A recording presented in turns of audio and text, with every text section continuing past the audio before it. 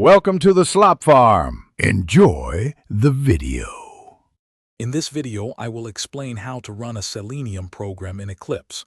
First, ensure you have the Eclipse IDE for Java developers installed on your system. Next, open Eclipse and create a new Java project.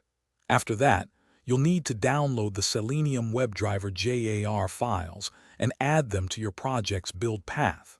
This crucial step links your project to the Selenium framework, allowing you to write automation scripts. Now let's write some code. Begin by importing the necessary Selenium classes at the top of your Java file. Then, inside your main method, initialize a WebDriver instance. For example, you might use Chrome driver if you're automating Google Chrome.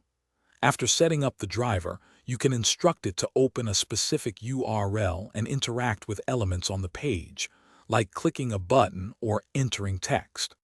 Before running, make sure your browser driver, like Chrome driver, exe, is in a location accessible to your program, or its path is correctly set. To execute your Selenium program, simply right-click on your Java file in the Eclipse Package Explorer. From the context menu, choose Run As, then Java Application. You should then see a browser window automatically launch and perform the actions you've coded. If your program doesn't run as expected, common issues include incorrect WebDriver paths or missing Selenium dependencies. Double-check these first. Once you're comfortable with basic automation, consider exploring advanced Selenium features like explicit waits, handling alerts, or integrating with testing frameworks such as TestNG or JUnit. These tools can significantly enhance your automation capabilities.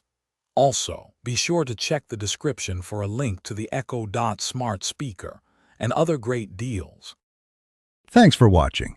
Consider subscribing if we helped you today.